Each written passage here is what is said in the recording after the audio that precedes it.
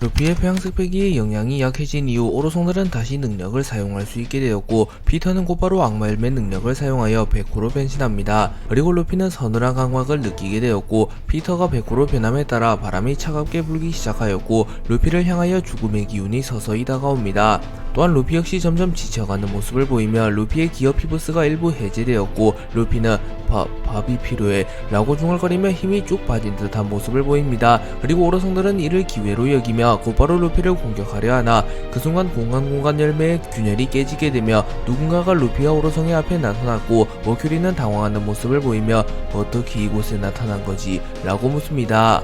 루피와 오로성의 대결이 한창 진행되고 있을 때쯤 아르바나 항구의 키드 해적단의 선박과 하트 해적단의 잠수함이 나타납니다. 그리고 키드는 생각보다 한적한 알라바스타를 보며 분명 세계정부와 빨간머리 해적단이 한바탕 하고 있다고 들었는데 벌써 전쟁이 끝이 난 건가? 여차하면 빨간머리 녀석까지 함께 잡아버리려 했는데 말이야 라고 말했고, 킬러는 안도하는 표정을 지으며 굳이 빨간머리 녀석과 부딪힐 필요는 없지, 그건 그렇고 너무나도 한산하군 이라고 말하며 알라바스타가 너무나도 조용하다고 말합니다. 그리고 잠시 후 로우와 베포가 키드와 킬러를 향해 걸어왔고, 로우는 유스타스 캡틴 키드, 니놈이 여긴 어쩐 일이지? 라고 물었고, 키드는 괴짜 의사 녀석 아니야, 니놈이야말로 여긴 어쩐 일이냐? 라고 말했고, 키드와 로우는 만나자마자 언쟁을 이어갑니다. 그리고 로우와 키드는 동시에 견문색 배기를 통하여 뭔가 이질적인 기운을 감지하는 데 성공하였고, 로우는 뾰족머리 니 녀석도 느낀 거냐? 라고 물었고, 키드는 그래, 전쟁은 이미 끝난 듯 보이지만 거대한 무언가가 충돌하고 있다는 기분이 가시지 않는군 이라고 말하며 타이톤이 공간 열매의 능력으로 만들어내 무형의 공간 속에서 루피와 오로성이 충돌하고 있는 것을 어렴풋이 눈치챈 듯한 모습을 보입니다. 그리고 이들을 향해 콩이 걸어왔고, 키드와 로우는 곧바로 전투태세를 갖추며 저 녀석은 분명 세계정부 전군 총수 콩, 역시 아직 세계정부와 알라바스타의 전쟁은 끝나지 않았던 건가? 라고 말합니다. 그리고 콩은 웃음을 지으며 애송이 녀석들이 그렇다면 모두 모인 건가? 초신성이라 불리는 남자들이 라고 말합니다. 콩은 키드와 로우가 전투태세를 갖추자 아쉽지만 젊은 혈기를 상대하기엔 너무 늙었어, 애송이들 전설이 되기 위해 목숨을 걸 준비가 되었나? 라고 물었고, 키드는 신세계에 목숨을 걸지 않는 해적은 없다고, 목숨 따위 이미 포기한 지 오래다 라고 말했고, 로우는 세계정부를 무너뜨리고 코라시에 복수를 할 수 있다면 목숨을 걸지 못할 이유도 없지 라고 말하며 키드와 로우는 자신 있는 듯한 표정을 지었고, 콩은 만일 조이보이에게도 저런 자들의 도움이 있었다면 어쩌면 세계의 운명이 바뀌었을지 모르지 라고 생각합니다. 그리고 콩은 애송이들, 현재 밀지모자 루피는 홀로 오로성과 격돌 중이다. 이 녀석들이 돕지 않는다면 밀지모자 루피는 제거된다. 어떤가? 경쟁자를 줄일 텐가? 아니면 밀지모자를 도와 세계정부를 무너뜨릴 텐가? 라고 물었고, 키드는 세계정부와 밀지모자 둘 다 결국 내가 쓰러뜨릴 거다. 어이 영감, 만일 그들이 어디 있는지 알고 있다면 안내해라. 지금 당장 그놈들의 목을 따버리지 라고 말했고, 로우는 현실적으로 자신의 힘으로는 세계정부를 무너뜨리는 것이 불가능하며 세계정부를 무너뜨리기 위해 반드시 루피가 있어야 함을 알았기에 무리하지 마라 바보 녀석, 냉정하게 밀짚모자는 우리보다 몇 수는 앞서 있다. 밀짚모자를 돕는 것이 현재로선 최선의 수. 콩 전군 총수, 밀짚모자는 어디 있지? 라고 물었고, 콩은 혈기왕성한 젊은이들이군. 그렇다면 나 역시 목숨을 걸겠다 라고 말한 뒤 공중으로 튀어오른 뒤 자신의 주먹에 폐양색 패기와 무장색 패기를 두른 이후 갤럭시 임팩트를 사용하였고, 하늘에 거대한 균열이 생겨납니다. 그리고 공간 열매로 인하여 생성된 무형의 공간 속으로 진입할 수 있는 길이 생겼고, 콩은 캡틴 키드, 드라팔과 로우, 저곳으로 들어가라. 저곳에 오로성과 밀짚모자가 있다 라고 말합니다. 그리고 키드와 로우는 한치의 망설임도 없이 공간 열매로 인하여 생성된 무형의 공간 속으로 이동했고, 키드와 로우는 루피와 오로성의 앞에 모습을 드러냅니다. 그리고 오로성들은 당황하는 모습을 보였고, 루피는 매우 지쳐있던 터라 키드와 로우를 매우 반갑게 여기며 너희들이 어떻게? 라고 물으며 웃음을 지었고, 키드는 저 영감들을 죽일 때까지만 임시동맹이다 라고 말했고, 로우는 밀짚모자 홀로 저 괴물들을 상대로 버텨낸 건가? 라고 말하였고, 마침내 삼선장이 모두 집결하게 되었고 오로성과 삼선장의 대결이 시작됩니다. 키드와 로우가 무형의 공간 속으로 진입한 이후 머큐리는 무언가 잘못되었다는 것을 깨달으며 분명 외부에는 콩 전군 총수가 지키고 있을 터, 설마 저 애송이들이 콩 전군 총수를 꺾은 건가? 라고 물었고, 마스는 우연히 콩과 마주치지 않고 들어온 거겠지. 콩은 결코 쉽게 쓰러질 사내가 아니네 라고 말하며 분명 콩이 경비를 서고 있을 터인데 키드와 로우가 나타난 것은 미심쩍은 부분이라고 말합니다. 그리고 로우는 콩의 입장을 생각하여 굳이 아무 말도 하지 않았으나 키드가 급발진을 하며 콩이라면 만났다고 그 영감이 우리에게 입구를 알려줬는데 라고 말했고, 피터는 당황하는 표정을 지으며 블러핑인가 애송이 녀석이 라고 말하며 차마 키드의 말을 믿지 못하며 키드에게로 달려듭니다. 그리고 키드는 자기자기 열매의 능력을 사용하여 백호의 형태로 변한 피터의 몸에 자성을 부여한 뒤 그대로 피터를 땅에 쳐박아 버리려 합니다. 하지만 피터의 힘과 무장색 패기가 워낙 강했기에 피터는 키드의 능력에 완벽히 저항하며 키드에게 달려왔고 키드를 한 입에 삼켜버리려 합니다. 하지만 그 순간 로우가 샴블제를 사용하여 키드와 루피의 위치를 바꿔버렸고, 루피는 자신의 주먹에 폐양색 패기를 휘감은 뒤 고무고무 레드로크를 사용하여 피터의 턱을 정확히 가격하였고, 피터는 충격을 받으며 멀리 날아갑니다. 그리고 나스주로가 공격을 마친 루피를 곧바로 베어버리려 하였으나 키드가 자신의 강철팔의 무장색 패기를 누른 뒤 나스주로의 공격을 막아서는 데 성공하였고, 이후 로우가 리룸을 사용하여 무형의 공간 전체를 룸으로 뒤덮은 뒤 감마나이프를 사용하여 나스주로의 복부를 관통하는 데 성공하며, 키드, 루피, 로우는 사실상 처음 합을 맞춰봤음에도 콤비가 매우 잘 맞는 모습을 연출합니다.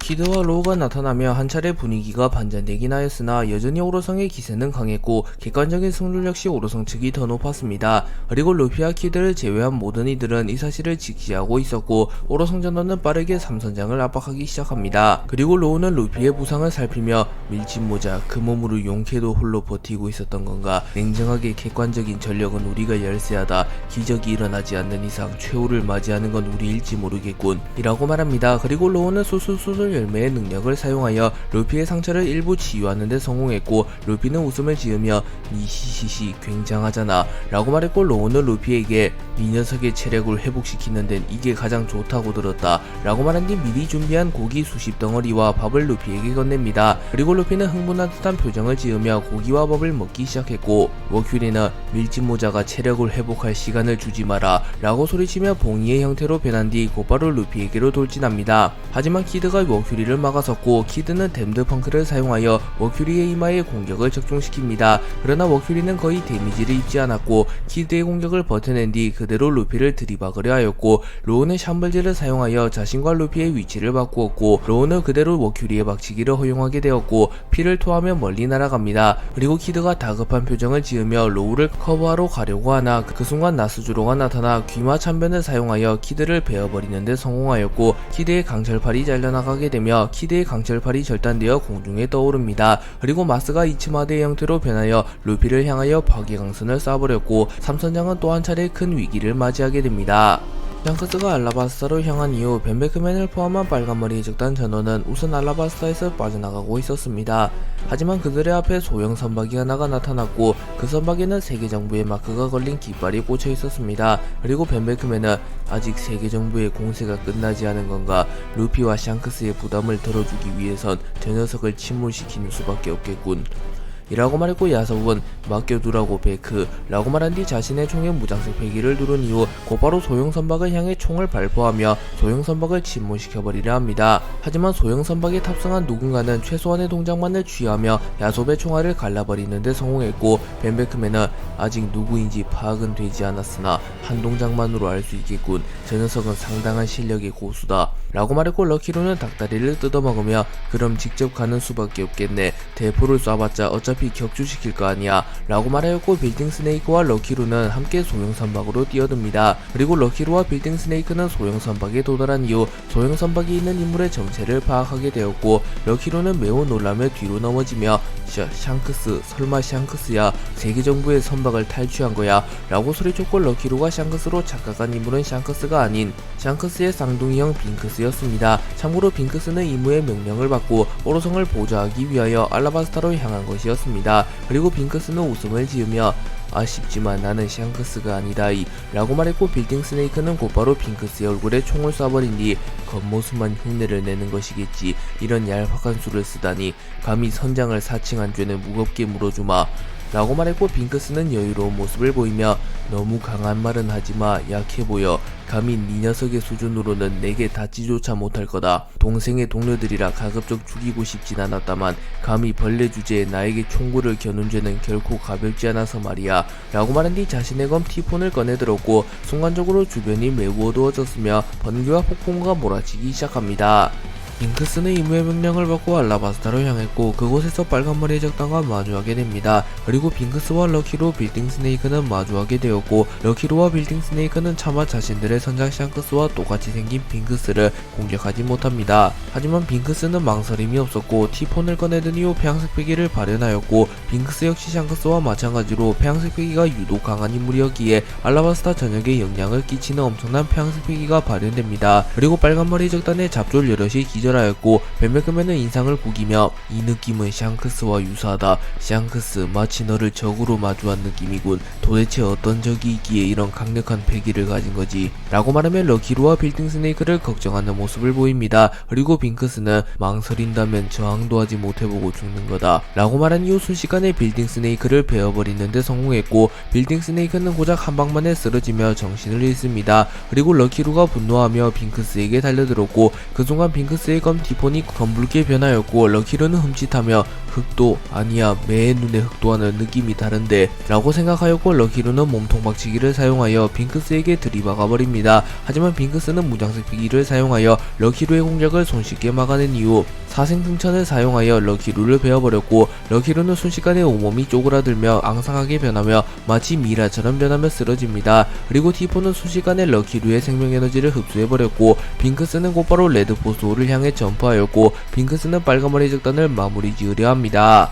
조로, 로빈, 프랑키는 와노쿠니에서 성공적으로 전쟁을 마무리 짓는데 성공하였고 조로는 나수조르를 쓰러뜨리는데 성공합니다. 또한 프랑키와 워터프라임의 의지로 고대병기 플루톤을 세계정부에 넘겨주었고 이후 조로, 로빈은 곧바로 알라바스타로 향했으며 프랑키는 고대병기 플루톤을 다시 만들어내기 위하여 홀로 벌지모아 섬으로 향합니다. 그리고 마침내 조로와 로빈은 알라바스타에 도달하게 되었고 로빈은 아련한 듯한 표정을 지으며 이곳은 다시 오고 싶은 곳은 아니었는데 라고 말했고 조로는 웃음을 지으며 하긴 너에겐 그럴지도 모르지. 그나저나 루피는 어디에 있는 거지? 분명 그 녀석이 이곳에 있다면 패기 때문에 위치가 감지될 거라고 생각했는데 라고 말하며 한창 알라바스타에서 전쟁 중인 루피의 패기가 감지되지 않는 것은 이상하다고 말합니다. 그리고 로빈은 그러게 더군다나 전쟁 중인 것 치고 너무 한산해. 전쟁이 완전히 끝났다면 분명 다른 소식이 전해졌을 텐데 가령 루피 체포 소식이나 루피의 승전보라도 말이야 라고 말했고 그 순간 조로는 눈을 감으며 집중하는 모습을 보이며 느껴지지 않나 라고 물었고 로빈은 아무것도 느끼고 있지 않았기에 아니 뭐가 느껴진다는 건데 라고 물었고 조로는 루피 녀석 혼자 고생이 많군. 로빈 너는 안전한 곳에 피해 있어라 라고 말한 뒤 곧바로 공중으로 튀어오른 뒤 하늘을 향해 강력한 참격을 날렸고 조로의 공격으로 인하여 공간 열매의 능력으로 숨겨져 있었던 무형의 공간의 입구가 나타나게 됩니다. 그렇기에 조로는 견문색 필기를 통하여 무형의 공간 속에서 삼선장과 오로성이 전투를 치르는 것을 단번에 파악했으며 샹크스조차 파악하는데 오래 걸린 무형의 공간의 존재와 위치를 단번에 파악했다고 볼 수 있기에 조로의 견문색 필기가 얼마나 강한지 알 수 있는 부분입니다. 조로가 하늘을 베어낸 뒤 무형의 공간의 입구를 찾아내자 로빈은 그제서야 아직 전쟁이 끝나지 않았음을 알게 되었고 자신은 우선 아르바나 궁전으로 향하여 비비의 생존 여부를 파악하려 합니다. 하지만 로빈은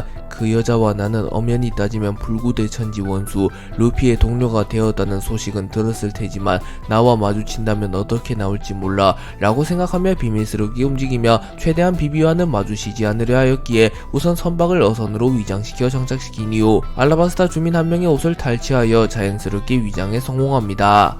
조로는 압도적으로 발달한 견문색 패기를 통하여 공간 열매로 감춰져 있던 무형의 공간을 단번에 찾아냈고 곧바로 무형의 공간 속으로 진입하는데 성공합니다. 그리고 무형의 공간 속에는 이 세상에 존재하는 아무런 물질도 존재하지 않았고 오로지 끝이 보이지 않는 공간만이 존재했습니다. 그리고 조로는 이정표가 있는 곳에서도 길을 잃을 만큼 심한 길치였기에 당연하게도 무형의 공간 속에서도 헤매기 시작합니다. 하지만 조로는 운이 좋게도 일직선으로 뛰어다니다가 루피와 오로성이 격돌 중인 곳의 근처로 가게 되었고 조로는 오로성과 삼선장이 격돌 중인 것을 확인합니다. 그리고 조로는 루피 이런 곳에서 저런 괴물들과 싸우고 있었던 건가?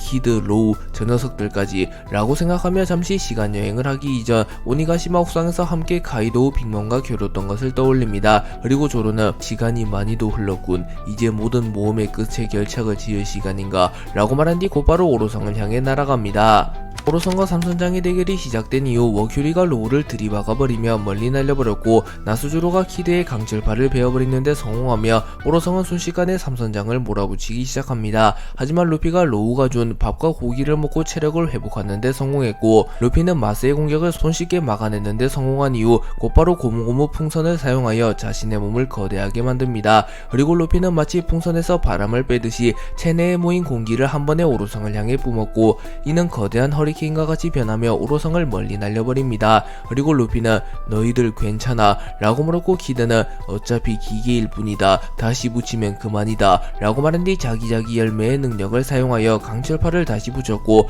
로우 역시 고통을 참아내며 다시 진열을 가다듬습니다. 그리고 로우는 이렇게 해서는 대결이 끝이 나질 않겠어. 아니 체력적으로 우리가 먼저 한계에 부딪히게 될 테지. 무언가 변수가 하나만 더 생기거나 지원군이 나타난다면 이 상황을 타개할 묘책이 생길 텐데 라고 생각합니다. 하지만 키드와 루피는 작전에는 별 관심이 없었고 그저 오로성과 싸우는 데에 온 신경이 가 있었기에 루피와 키드는 곧바로 오로성을 향해 달려듭니다. 그리고 머큐리는 대결이 길어지는군. 변수가 발생하기 이전 이젠 대결을 끝낸다 라고 말했고 피터는 허면 그 작전을 시행할 것인가 라고 물었고 세터는 그 모드에는 분명 한계점이 존재하지. 그 모드에 돌입한 이후 전투를 지속한다면 최소 며칠간은 전투불능 상태가 될 걸세 라고 말했고 나스조로는 밀짚모자 루피를 잡는 게 최우선이다. 우리가 며칠 자리를 비운다고 세계정부가 무너지는 일 따윈 없다 라고 말했고 마스는 허면 그 모드에 돌입하는 수밖에 라고 말합니다. 그리고 루피와 키드가 오로성에 가까이 다가왔고 루피는 고무고무 바주란건을 사용하여 매우 거대해진 주먹을 사용하여 오로성을 공격하려 합니다. 또한 키드는 어사인을 사용하여 오로성 전원에게 자성을 부여했고 오로성이 움직이지 못하도록 만들며 루피의 공격을 피하지 못하도록 만들려 합니다. 그리고 루피와 키드는 끝이다 라고 소리쳤고 로우 역시 승리를 자신하며 웃음을 짓습니다.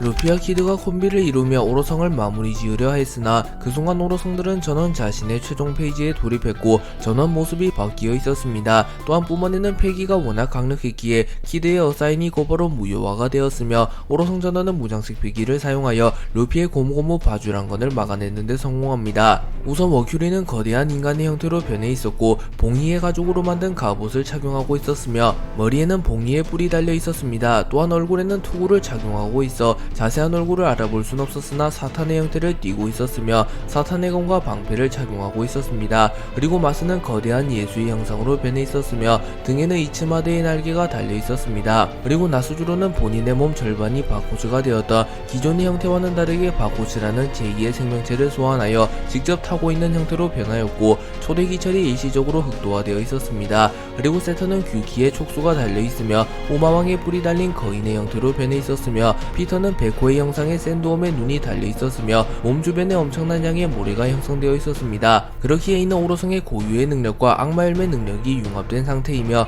오로성의 최종 페이지로 볼 수 있는 형태였습니다. 머큐리는 이 모드에 돌입하게 되면 전투가 끝난 이후 며칠간 전투불능 상태에 빠지게 된다. 또한 기력을 회복하기 위해 막대한 재화와 자본이 필요하다. 그렇기에 가급적 구현하지 않으려 했으나 해적왕을 잡기 위해선 우리도 이 정도 각오는 필요해 보이군 이라고 말했고 루피는 웃음을 지으며 니시시시 이전보다 확실히 강해 보이는데 라고 말했고 키드와 로우는 조금은 겁을 먹은 듯한 표정을 짓습니다. 오로성이 최종 페이지에 돌입한 이후 오로성과 삼선장의 대결은 어느덧 중반부에 접어들었고 나스조로는 바코스를 타고 매우 빠른 속도로 삼선장에게 접근합니다. 그리고 나스조로는 곧바로 삼선장을 동시에 베어버렸고 키드와 로우는 나스조로의 속도에 반응하지 못합니다. 그리고 루피는 무장식 패기를 사용하여 나스조로의 공격을 막아냈지만 루피의 손에도 상처가 생겨나게 되었고 루피는 조금은 당황하며 뭐야 거대한 말자식 더 강해졌잖아 라고 말합니다. 그리고 머큐리가 루피에게 접근하여 사탄의 검을 사용하여 루피의 복부를 찔러버리려 하나 루피는 본능적으로 공격을 허용하면 위험하다고 판단했고 곧바로 고무고무 던 게틀링건을 사용하여 머큐리를 공격합니다. 하지만 머큐리는 봉이의 가죽으로 만든 갑옷을 입고 있었기에 이전보다 방어력이 크게 증가한 상태였고 루피의 공격을 버텨내는데 성공합니다. 그리고 멀리서 피터가 다가와 그대로 루피를 들이박아버렸고 루피조차 충격을 호소하며 멀리 날아갑니다. 그리고 마스가 신의 권능을 사용하였고 공중에서 무수히 많은 황금빛 화살이 루피를 향해 날아옵니다. 루피를 향해 마스가 수많은 황금빛 화살을 날렸지만 그 순간 누군가가 나타나 황금빛 화살을 모조리 베어버리는데 성공했고 오로성 전원은 당황하는 모습을 보이며 참격이라 저 정도로 강력한 참격을 구사할 수 있는 자는 없을 텐데 라고 말합니다. 그리고 안개가 걷히며 조로의 모습이 드러났고 조로는 웃음을 지으며 루피 도우러 왔다. 설마 밀리고 있었던 건 아니겠지 라고 물었고 루피는 웃음을 지으며 니시시시 타이밍 좋은데 안 그래도 괴물들의 저항이 심해지는 찰나였는데 라고 말했고 로우는 롤루노와 조로 얼마 전까지 와노쿠니에 있었다고 들었는데 벌써 이곳까지 온 건가 라고 말합니다. 그리고 나스조로는 조로를 보며 매우 분노한 듯한 표정을 지으며 롤루노와 조로 나를 꺾은 뒤 곧바로 이곳으로 향했던 것인가 이번에야말로 기필코 와노쿠니와의 악연을 꺾고 말테다 라고 소리칩니다. 그리고 마스는 분명 밖에선 콩이 지키고 있었을 터인데 삼선장에 이어 롤루노와 조로까지 나타나다니 설마 콩이 쓰러진 건가 라고 말했고 세터는 최악의 상황을 염두에 두며 콩이 배신했을 가능성은 적다. 그 녀석은 다음 불로수술 대상자 1순위 본인도 그걸 알텐데 어리석은 짓을 할 리가 라고 말합니다. 그리고 조로는 이곳에서 오로성을 모조리 베어버린다. 루피 네가 이무라는 녀석을 날려버려라. 세계정부 타도까지 한 걸음에 가는 거다 라고 말합니다.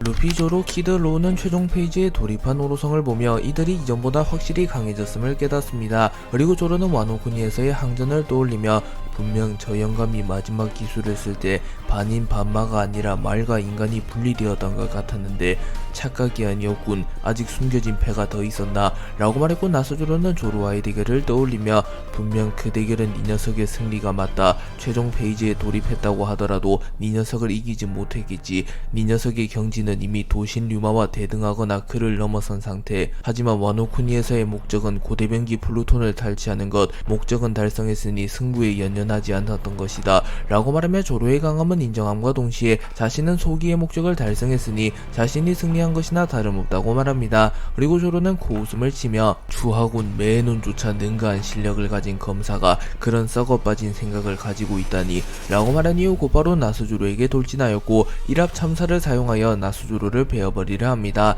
하지만 그 순간 세턴이 나타나 촉수를 사용하여 조로의 심장을 공격하였고 조로는 공중으로 몸을 비틀며 세턴의 촉수를 모조리 베어버리는데 성공합니다. 하지만 이내 세턴은 촉수를 재생하는데 성공했고 뒤이어 바코츠를 타고 빠르게 이동한 나스조로가 조로를 베어버리려 하였고 조로와 나스조로의 검이 충돌하며 엄청난 충격파가 형성되었고 오로성과 루피조차 멀리 날아가 버립니다. 그리고 세턴은 도시는 나와 나스조로가 맞도록 하지 라고 말하며 빠르게 조로와 나스조로를 향해 날아갔고 키드와 로우가 이를 막아서려 합니다. 그러나 마스가 이들의 앞을 막아섰고 마스는 이치마대의 날개를 힘차게 휘저으며 엄청난 폭풍우를 일으켰고 키드와 로우를 공중에 띄워버리는데 성공합니다. 그리고 마스는 애송이들을 빠르게 정리하고 합류하마 라고 말하며 신의 장난을 사용하여 순식간에 로우와 키드의 패기를 흡수하였고 머큐리와 피터는 동시에 루피를 들이박아버리며 루피를 멀리 날려버리는데 성공합니다. 하지만 이내 루피는 충격을 흡수한 뒤 고무고무 총난타를 사용하여 머큐리와 피터를 공격하나 머큐리는 사탄의 방패를 사용하여 이를 막아냈고 피터는 자신의 몸 전신에 무장색 패기를 두르며 루피의 공격을 막아섰고 루피와 머큐리, 피터와의 대결이 시작되었고 조로와 나스조로, 세턴 그리고 키드, 로우와 마스의 대결이 시작됩니다. 빙크스는 순식간에 럭키로와 빌딩 스네이크를 제압한 이후 곧바로 레드포소를 향해 뛰어들었고 벤베크맨을 제외한 이들은 위화감을 느끼긴 했지만 빙크스를 샹크스라고 철석같이 믿습니다. 하지만 벤베크맨만큼은 냉철한 모습을 보이며 럭키로와 스네이크를 하나만에 처리했다라 상당한 실력자로군. 어쩌면 샹크스보다 더. 거기다 샹크스와 흡수한 저 외형 악마의 열매 능력으로 변한 것이라면 패기를 통해 능력이 느껴질 텐데 아무런 능력도 느껴지지 않는 것을 보면 저자의 외형이 샹크스와 판박이라는 건가 라고 말했고 야솝은 뭐 그럼 저자가 선장의 쌍둥이라도 된다는 거야. 선장에게 그런 얘기는 듣지 못했는데 라고 말했고 혼고는 분노하는 모습을 보이며 이 개자식이 감히 누구를 흉내내는 거냐 라고 말한 이후 곧바로 빙크스를 공격하였으나 빙크스는 너무나도 쉽게 혼고의 공격을 막아섰고 빙크스는 웃음을 지으며 역시 샹크스와 함께 빨간머리의 적단을 지탱하는 벤베크맨.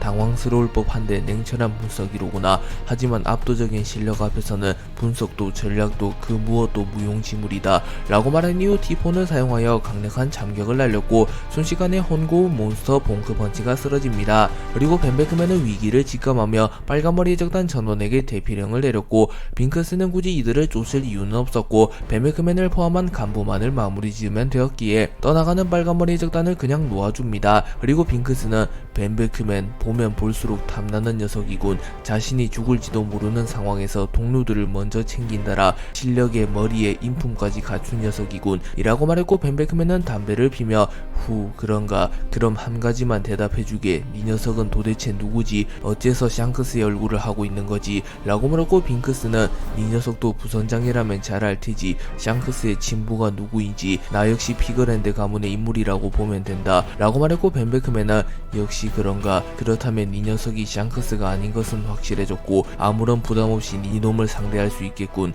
이라고 말한 뒤 곧바로 자신의 총을 꺼내들었고 야솝, 라임주스, 하울링겜 역시 전투를 준비합니다.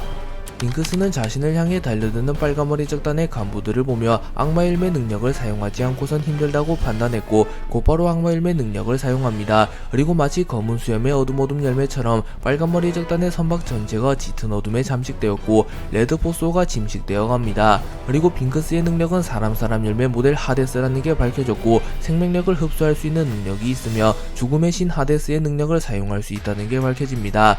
야솝은 빙크스가 능력을 사용한 이후 마치 검은 수염 티치가 떠오르는 능력이군. 하지만 능력만으로는 우리를 쓰러뜨릴 수 없다 라고 말한 뒤 곧바로 자신의 총알에 무장색 배기를 누른 이후 빙크스의 심장을 노려 총알을 발포합니다. 그리고 야솝은 세계에서 제일 가는 명사수였기에 야솝의 총알은 빙크스의 심장을 향해 정확히 날아갑니다. 하지만 총알이 빙크스에게 닿기 직전 총알이 그대로 부식되어 버렸고 야솝의 총은 빙크스에게 닿지조차 못합니다. 그리고 빙크스는 빠른 속도로 야솝에게 다가와 자신의 검에 폐양색 배기를 휘감은 이후 야솝의 복부를 찔러버리는 데 성공하였고 야솝은 생명력을 흡수당하며 쓰러집니다. 그리고 야솝 역시 럭키루와 마찬가지로 미라와 같은 모습이 되었고 벤베크맨은 저 녀석은 생명력을 흡수하는 힘을 가졌나 라고 말했고 빙크스는 빠르게 라임주스와 하울링겜마저 처리하는 데 성공합니다. 그리고 빙크스는 홀로 남은 벤베크맨을 보며 진정한 강자라면 부딪혀보지 않고도 힘의 차이를 아는 법, 감히 세계정부에 대항한 대가를 치르게 될 것이다 라고 말했고 벤베크맨은 최후의 대결을 준비합니다.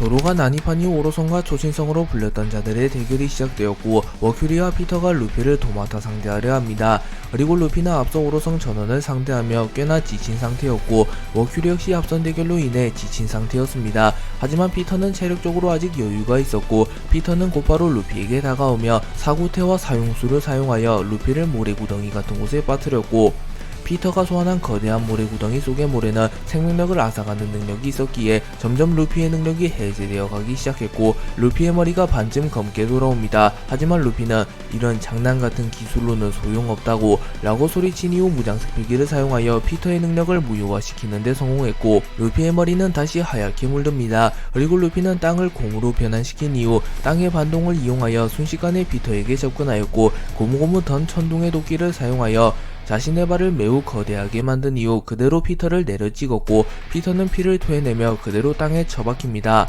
그리고 머큐리가 다가와 사탄의 저주를 사용하여 순간적으로 루피의 움직임을 느리게 만든 이후 사탄의 검을 사용하여 루피의 복부를 찔러버립니다. 하지만 루피는 찰나의 순간 머큐리의 검을 곰으로 변환시켰고 머큐리의 검은 루피의 복부를 뚫어내지 못합니다. 그리고 루피는 머큐리의 투구에 달린 봉이의 뿔을 잡은 이후 머큐리를 그대로 땅으로 내려 찍었고 머큐리는 속수무책으로 루피의 공격을 허용하며 충격을 입습니다. 하지만 이내 피터가 전장으로 복귀하였고 피터는 자신의 이빨에 무장색 패기를 둘러 일시적으로 자신의 이빨을 흑화시킨 이후 루피를 물어버렸고 루피는 팔에 큰 상처가 남과 동시에 피가 흘러내립니다. 그리고 피터는 또다시 루피의 생명력의 일부를 흡수했고 루피는 성가시다는 듯한 표정을 지으며 저 호랑이 녀석 아까부터 계속 힘을 빼앗아 가잖아. 이대로 가다간 위험할지도 모르겠는데 라고 중얼거리고 그 순간 루피의 폐양색 패기가 이질적인 형태로 방출되었고 피터는 당황하는 표정을 지으며 이건 그의 패기 라고 말했고 어큐리 역시 당황하는 표정을 지으며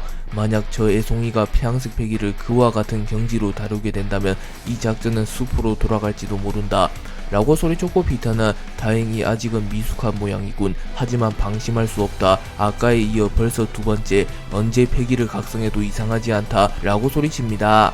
루피가 워큐리 피터와 싸우고 있는 사이 조로와 나스조로 세턴의 대결이 이어졌고 나스조로는 조로의 강함을 누구보다 잘 알았기에 한순간의 방심은 곧 패배로 이어질 것이라고 판단합니다. 하지만 세턴은 조로를 조금은 무시하고 있었고 제 아무리 조로라고 할지라도 자신의 회복력이라면 충분히 극복할 수 있을 거라고 판단합니다. 그렇기에 세턴은 조금은 전략적으로 대결에 임하기 시작했고 곧바로 조로를 마무리 짓고 워큐리 피터를 지원하기 위하여 조로에게 달려든 이후 만독 천수를 사용하여 약 1만 개에 달하는 독폭탄을 조로에게 날려버립니다. 하지만 조로는 견문색 패기를 사용하여 1만 개에 달하는 독폭탄의 최종 정착지를 정확히 읽어냈고 도신류에는 폐양색 패기를, 화도일문자에는 무장색 패기를, 엠마에는 아무런 패기를 두르지 않은 이후 3도류 중독 처치를 사용하여 순식간에 1만 개의 독폭탄을 모두 베어버립니다. 그리고 이후 조로는 빈틈을 허용한 세턴에게 다가가 일합참살 요괴 사냥을 사용하여 순식간에 세턴을 나노 단위로 썰어버리는 데 성공합니다. 하지만 세턴은 곧바로 재생하는 데 성공하였고 세턴은 여유로운 표정을 짓습니다. 그러나 그 순간 세턴의 팔이 완전히 잘려나가 버렸고 세턴은 내 회복력으로도 소용없는 건가 라고 소리쳤고 나스조로는 도시는 결코 만만히 볼 적이 아니라네. 어쩌면 저 산에는 이미 류마를 뛰어넘었을지도 모른다네. 최후를 맞이하는 건 우리일지도 모른다 라고 말하며 조로의 강함을 인정해 주었고 조로는 이 세상에 내가 배지 못할 것은 없다 라고 말하였고 세턴도 조로의 실력에 경의를 표하며 선장 못지않은 실력이구나. 이제 명실상부 역대 최강의 검사가 되었어. 하지만 그 정도로 나를 죽일 순 없다 라고 소리쳤고 세턴은 팔을 천천히 재생시켜갔고 세턴의 팔은 약 하루 정도가 지나야만 회복될 것처럼 보였습니다. 빙크스가 순식간에 벤베크맨을 제외한 빨간머리 적단을 모두 쓰러뜨리는 데 성공했고 빙크스의 검 T4는 빨간머리 적단의 피를 흡수하였고 붉게 빛납니다. 그리고 벤베크맨은 분노한 듯한 모습을 보이며 자신의 총에 무장색 패기를 두른 이후 그대로 빙크스의 머리를 강타하려 합니다. 하지만 빙크스는 자신의 검 T4에 폐양색 패기를 두른 이후 순식간에 벤베크맨의 총을 튕겨내버리는 데 성공했고 빙크스는 폐양색 패기와 참격을 동시에 방출하는 기술인 패왕참을 사용하여 벤베크맨을 공격하였고 벤베크맨은 충격을 받으며 멀리 날아갑니다. 하지만 벤베크맨은 무장색 패기를 사용하여 순간적으로 충격을 최소화시키는 데 성공하였고 매우 먼 거리에서 정교한 사격 실력을 선보이며 빙크스의 머리를 정확하게 노렸고 은총 일격을 사용하여 단 한 발의 총알에 자신의 모든 것을 걸며 빙크스를 향하여 총을 발포합니다. 그리고 은총 일격의 탄환은 평범한 탄환과는 달랐고 크기가 거대하진 않지만 매우 빠른 속도와 강력한 위력을 동반한 성스러운 탄환이 날아가는 기술로 사실상 벤베크맨의 필살기격인 기술이라고 볼 수 있으며 그 누가 와도 파괴하기 힘든 기술이라고 볼 수 있습니다. 그렇기에 빙크스조차 은총 일격을 완벽히 파괴하지 못했고 견문색 패기를 사용하여 급소를 피해내는 데 성공했으나 벤베크맨의 탄환이 빙크스의 머리를 스쳐갔고 빙크스의 머리에는 상처가 남게 됩니다. 그리고 빙크스는 벤베크맨의 최후의 일격을 인정해주며 아쉽구나, 상대가 나라서 마지막 일격은 훌륭했다 라고 말한 뒤 사람 열매 모델 하데스의 능력을 사용하여 순식간에 주변이 지옥과 같은 공간으로 변한 듯한 환상을 주며 생흡 참검을 사용하여 벤베크맨을 베어버렸고 벤베크맨 역시 생명력을 흡수당하며 쓰러집니다. 빙크스는 빨간머리 적단을 모조리 쓰러뜨린 이후 알라바스타에 도달하게 되었고 견문색 패기를 사용하여 무영의 공간 속에서 오로선과 삼선장 조로가 한창 격돌 중인 것을 파악합니다. 하지만 빙크스조차 무영의 공간에 정확한 입구를 찾지 못했고 빙크스는 오로선을 신뢰했기에 그분들이라면 분명 잘 해낼 수 있을 터, 내가 도맡은 임무는 그분들을 보좌하는 것, 더 이상의 지원군을 허용한다면 기세가 꺾일지도 모른다. 빨간머리 적단만이 해역을 빠져나가고 있었다는 것은 아직 샹크스가 알라바스타에 있다는 것인가. 오랜만에 그리운 형제의 얼굴을 보게 되겠군 이라고 말하며 우선은 샹크스가 무영의 공간 속으로 진입하여 루피와 조로, 키드, 로우를 지원하는 것을 막고자 합니다. 한편 샹크스 역시 무영의 공간 속에서 일어나는 전투의 기운을 느끼곤 있었으나 정확한 입구를 찾지는 못하였기에 여전히 알라바스타 전역을 수색하고 있었습니다. 그리고 샹크스와 빙크스는 카토레아에서 마주하게 됩니다. 카토레아는 나노아나 북쪽에 있는 오아시스로 과거 루피와 크로코다일이 격돌했던 장소이자 알라바스타의 희망을 상징하는 곳이기도 합니다.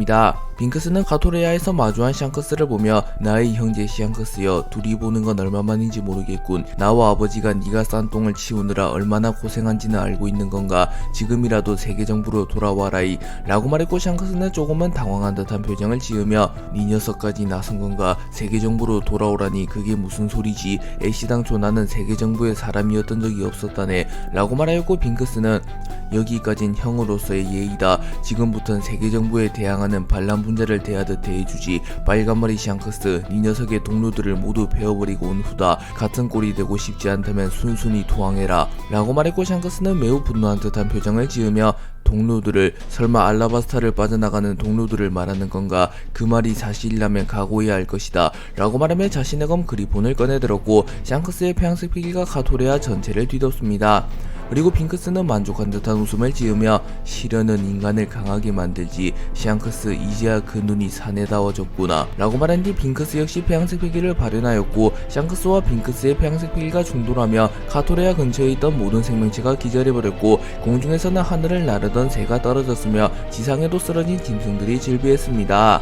루피와 조로가 각각 오큐리와 피터, 나스주로와 세턴을 맡은 사이 키드와 로우는 자연스럽게 마스와 대치하게 됩니다. 그리고 키드는 마스의 모습을 보며 저 녀석 괴수의 모습과 인간의 모습을 번갈아 사용하더니 이제 나의 괴수의 날개를 단 인간이 되었잖아 라고 말했고, 로우는 두 개의 능력을 사용하는 자들이 검은 수염을 제외하고도 더 있었던 건가? 상대는 세계정부 최후의 전력, 방심은 곧 패배로 직결된다 라고 소리친 뒤 수술수술 열매의 능력을 사용하여 매우 넓은 범위의 룸을 사용합니다. 그리고 키드 역시 어사인을 사용하여 자신의 주변의 모든 사물과 심지어 공기의 입자에마저 자성을 부여했고, 마스의 주변은 그야말로 키드와 로우의 공간이 됩니다. 하지만 마스는 냉철함을 유지하며 장난질을 치는군 애송이들이 라고 말한 뒤 사람 열매 모델 예수의 능력을 사용하여 폐기를 모조리 흡수하는 기술인 신의 장난을 사용하여 키드와 로우의 폐기를 빨아들입니다.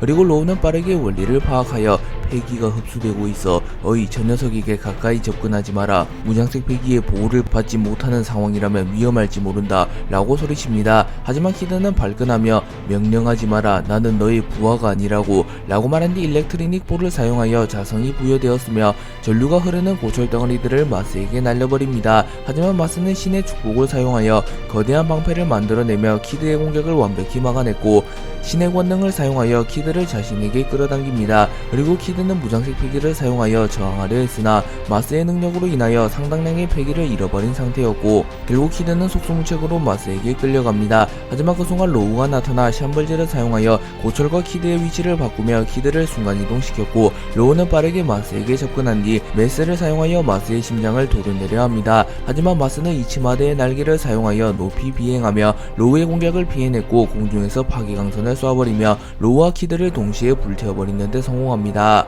마스는 파괴강선을 사용하여 로우와 키드를 동시에 불태워버린 이후 빠른 속도로 하강하며 자신의 날개에 무장색 폐기를 두른 이후 그대로 키드를 쳐서 날려버리려 합니다. 하지만 키드는 빠르게 자세를 다잡으며 어사인을 사용하여 마스의 날개에 자성을 부여한 뒤 마스를 그대로 땅에 쳐박아 버리는 데 성공했고, 로우가 마스에게 접근하여 펑크빌레를 사용하여 마스의 내부에 손상을 입히는 데 성공합니다. 하지만 마스는 괴랄한 회복력을 선보이며 빠르게 내장 수복 작업에 들어갔고, 마스는 마치 불사신과 같은 모습을 보이며 키드와 로우를 압박하기 시작합니다. 하지만 로우와 키드는 위축되지 않았으며 오히려 자신들이 오로성 한 명을 상대하는 동안 루피와 조로가 오로성을 2명씩이나 상대하는 것에 분노하는 모습을 보입니다.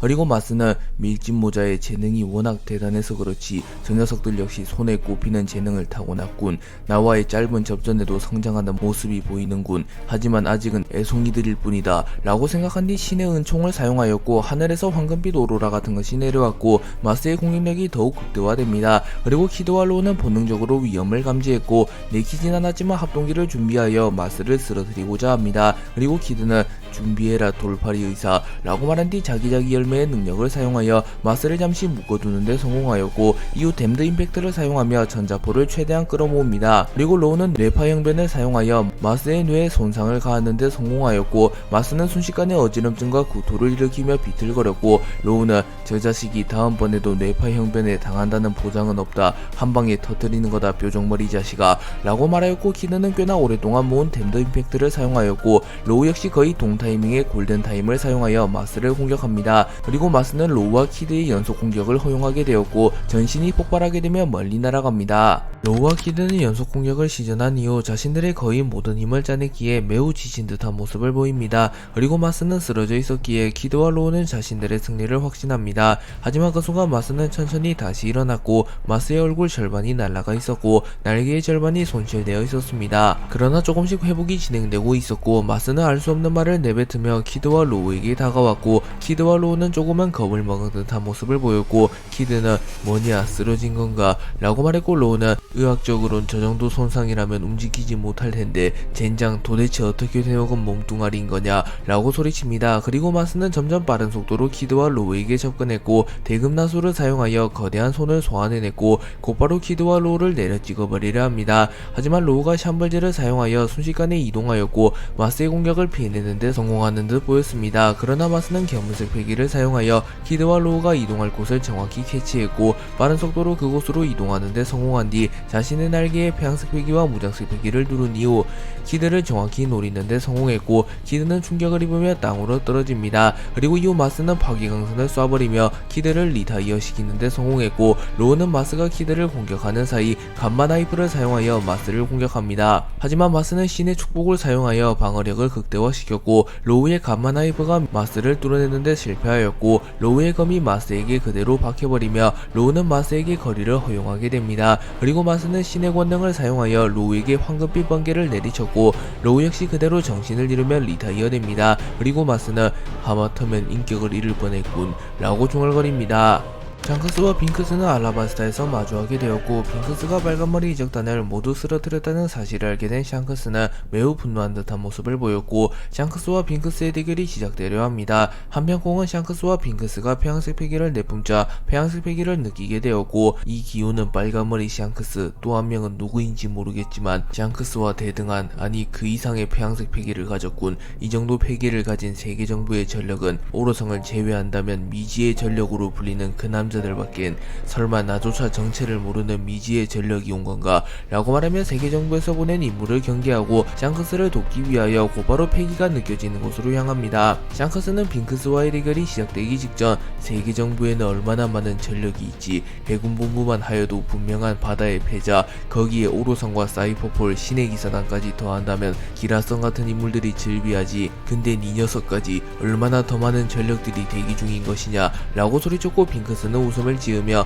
괜히 세계 정부가 세계에서 군림해온 것이 아니라네 이 녀석이 존경하는 해적왕 로저조차도 괜히 두 번째 해적왕이 된 이후 세계 정부에 대항하지 못한 게 아니다이 라고 말합니다. 그리고 샹크스는 고개를 갸우뚱하며 두 번째라고 로저 선장이 분명 최초의 해적왕일 텐데 라고 말하고 빙크스는 샹크스 네가 아는 게 전부라고 착각하지 마라 라고 말한 뒤 사생승천을 사용하여 샹크스를 공격하였고 검은색 기운을 띤 참격과 폐양색 피기가 결합된 강력한 참격이 샹크스를 향해 날아갑니다. 그리고 샹크스는 가령 로저 선장님이 최초의 해적왕이 아니라고 한들 그분의 긍지만큼은 그야말로 해적왕에 가장 잘 어울리셨던 분이다 라고 말한 뒤 로저의 의지를 이어받은 기술인 카무사리를 사용하여 빙크스의 사생승천을 막아섰고 빙크스와 샹크스의 공격이 중돌합니다. 그리고 샹크스의 뒤에 로저의 형상이 나타났고 샹크스의 카무사리가 빙크스의 사생승천을 뚫어내는데 성공했고 카무사리를 정통으로 허용한 빙크스는 멀리 날아갑니다. 샹크스와 빙크스는 쌍둥이이기에 사실상 얼굴의 상처와 왼팔의 유물을 제외하며 매우 비슷한 외형을 하고 있었습니다. 하지만 샹크스는 로저의 의지를 이으며 자연스레 해적이 되며 자유를 추구하는 인물이 되었고 빙크스는 세계 정부의 세뇌를 받으며 자연스레 지배를 추구하는 인물이 되었기에 둘의 가치관은 정반대였다고 볼 수 있습니다. 하지만 샹크스와 빙크스의 재능의 크기는 비슷했으며 두 캐릭터 모두 단련을 소홀히 하지는 않았기에 사실상 백중세의 흐름이 이어졌고 샹크스와 빙크스는 팽팽한 대결을 이어갑니다. 그리고 빙크스는 감탄하는 모습을 보이며 샹크스 이 정도로 강할 줄은 몰랐군. 바다의 황제라고 자만하는 어중이 떠중이의 수준을 넘어섰군 이라고 소리쳤고 샹크스는 바다의 황제라고 불리는 이들 중 이 정도 경지에 오르지 못한 자는 단 한 명도 없다네. 그 흰수염과 비견되는 이들이니 당연한 이치지 라고 말합니다. 그리고 샹크스와 빙크스의 검이 충돌하였고 샹크스와 빙크스의 패기가 충돌하며 하늘이 갈라졌습니다. 또한 그리폰과 티폰의 영향으로 인하여 빙크스가 서 있는 곳에는 칠흑 같은 어둠이 드리웠고 샹크스가 서 있는 곳에는 용맹한 태풍이 불어지기 시작합니다. 그리고 빙크스는 흰수염 그자도 결국 세계정부에 패배한 멍청이가 아닌가. 자신의 아들을 구해낸 건 대단했다만 그건 역시 몽키디 루피의 활약이 컸을 뿐이다이 라고 말한 뒤 사람 열매 모델 하데스의 능력을 사용하여 거대한 낫을 소환하여 그대로 샹크스에게 내리쳤고, 샹크스는 곧바로 자신의 검 그리폰에 무장색 필기를 두른 이후 거대한 낫을 베어버리려 합니다. 하지만 그 순간 샹크스는 얼마 전 워큐리와의 대결로 입은 상처가 터져버렸고, 샹크스의 복부에서 피가 쏟아져 나오며 샹크스는 칼을 놓치며 쓰러지게 됩니다. 그리고 빙크스의 능력으로 소환된 거대한 낫이 샹크스를 베어버렸고, 샹크스는 붉은색 피가 아닌 검은색 피를 흘리게 됩니다. 그리고 빙크스는 이런 부상이 있는 몸이었나, 하긴 콩 정군 총수와 워큐리성을 상대했는데 몸이 멀쩡하다면 그게 더 이상한 거겠지, 지친 몸으로 내게 덤빈 아둔함이라니 생각보단 실망이군 이라고 소리친 뒤 샹크스의 목을 베어버리려 합니다. 하지만 샹크스는 폐양색 필기를 마치 번개처럼 떨어뜨리며 빙크스의 공격을 저지하는 데 성공했고, 샹크스는 다시 자신의 검 그리폰을 집어든 이후 능력만으로는 정점에 설 수 없다, 로저 선장님이 그랬던 것처럼 오직 패기만이 모든 것을 초월한다 라고 말했고, 샹크스의 패기가 한층 더 강화되었고, 샹크스의 폐양색 패기가 빙크스의 폐양색 패기를 압도하기 시작합니다. 그리고 빙크스는 조금은 긴장한 듯한 표정을 지으며 흰 수염 사후 저 녀석이 본격적으로 움직이기 시작했고, 와노쿠니에서 아카이누 원수를, 마리주아에서 아버지와 알라바스타에서 콩 전군 총수에 이어 워큐리성까지 강자와의 연이은 대결로 인하여 재능의 한계점을 돌파한 것인가 라고 생각하며 샹크스가 본격적으로 움직이기 시작한 이후 아카이누, 갈린, 콩, 워큐리와 연이어 싸우며 성장했다고 생각합니다. 또한 빙크스는 정확히 알지는 못했지만 샹크스는 티치와 어두우르가나 섬에서 혈투를 벌였었습니다. 샹크스와 빙크스는 살아온 환경은 달랐지만 재능의 그릇은 비슷했으며 둘 다 자신의 임계점에 거의 다다른 상태였기에 사실상 전투의 흐름은 백중세를 띠고 있었습니다. 하지만 샹크스는 최근 들어 강자와 연이은 대결을 펼치며 서서히 자신의 한계를 초월해 나가기 시작했고, 샹크스는 빙크스를 점점 압도하기 시작합니다. 그러나 빙크스 역시 만만치 않은 적이었고, 샹크스가 많이 지쳤다는 점을 감안하여 전투를 최대한 길게 끌고 가려 합니다. 하지만 샹크스는 빙크스와는 반대로 빠르게 승부를 보려고 하였고, 최대한 템포를 빠르게 하며 빙크스를 압박합니다. 그리고 빙크스는 급해진 건가 샹크스, 체력의 한계에 다다르기 이전에 승부를 본다라 훌륭한 작전이로군, 하지만 내가 순순히 응해줄 리가 없지 않느냐 라고 소리친 뒤 자신의 검 티폰의 무장색 필기를 누르며 티폰을 일시적으로 흑도로 변환시키는 데 성공한 이후 샹크스를 멀리 쳐내며 샹크스와 거리를 벌리는 데 성공했고, 곧바로 악마일의 능력을 사용하여 샹크스의 주변에 수많은 원원들을 소환하여 샹크스의 움직임을 묶어두는 데 성공합니다. 하지만 샹크스는 먼 거리에서 폐양색 필기를 날카로운 가시의 형태로 방출하며 빙크스의 어깨를 뚫어버리는 데 성공했고, 빙크스의 어깨에는 피가 흘러내립니다. 그러나 빙크스는 아랑곳하지 않으며 샹크스에게 빠르게 접근하여 폐양색 필기와 참격을 동시에 방출하는 기술인 폐왕참을 사용하여 샹크스를 공격하였고, 샹크스 역시 폐왕참을 사용하여 빙크스의 공격을 방어해냅니다. 그리고 샹크스와 빙크스의 폐양색 필기가 충돌하며 다시 한번 큰 폭발이 일어나게 되었고, 멀리서 둘의 기운을 감지한 콩은 저곳인가 라고 말한 뒤 빙크스와 샹크스의 대결이 진행되는 곳으로 향합니다. 한편 어느덧 샹크스와 빙크스의 대결은 후반부에 접어들었고, 샹크스는 자신의 체력에 한계가 왔다는 것을 인지하였고 슬슬 대결을 마무리 지으려 합니다. 샹크스와 빙크스는 맹렬한 혈투를 주고받은 이후 잠시 멈춰 서로를 바라보았고, 샹크스와 빙크스는 모두 피범벅이 된 상태로 숨을 헐떡이고 있었습니다. 그리고 빙크스는 오랜만이로군, 이런 싸움은 샹크스 이 정도로 강할 줄이야 라고 말하며 오묘한 듯한 표정을 지었고, 샹크스는 이제 길고 길었던 전투를 마무리할 타이밍이군 라고 말한 뒤 자신의 폐양색 필기를 끌어모으기 시작하였고, 빙크스는 본능적으로 다음 합이 이 대결의 끝이 될지도 모른다고 판단합니다. 그리고 빙크스는 마지막 수를 준비하는 건가, 내가 응해주지 않는다면 나의 승리 가능성이 더 높아진다, 하지만 그건 내 자존심이 허락하지 않지 라고 생각하며 자신이 샹크스의 기술을 피해낸 뒤 계속하여 시간을 끌면 자신이 유리할 테지만 빙크스는 호승심이 강한 인물이기에 굳이 샹크스의 기술을 피해내지 않고 샹크스의 기술을 맞받아치며 샹크스를 쓰러뜨리고자 합니다. 그리고 빙크스 역시 자신의 필살기를 준비하기 시작하였고, 빙크스의 주변에 검은색 연기를 띤 죽음의 에너지들이 모여들기 시작합니다. 그리고 샹크스는 곧바로 공중으로 튀어오른 뒤 카무사리보다 10배 이상 강한 에너지를 가졌으며 자신의 필살기격 기술인 폐왕어천 카무사리를 사용하였고, 매우 강력한 참격이 빙크스를 향해 날아옵니다. 그리고 빙크스는 어둠의 기운과 죽음의 피로 강화된 참격을 일격에 날리는 기술인 압력 사기 참격을 사용하여 샹크스의 폐왕어천 카무사리를 막아섭니다. 그리고 샹크스의 폐왕어천 카무사리와 빙크스의 압력 사기 참격이 충돌하게 되었고, 두 기술의 위력은 거의 같았기에 서로의 기술이 서로의 기술을 상황을 뚫어내지 못하였고 매우 강력한 폭발과 함께 샹크스와 빙크스의 기술은 공중에서 소멸되어 버립니다.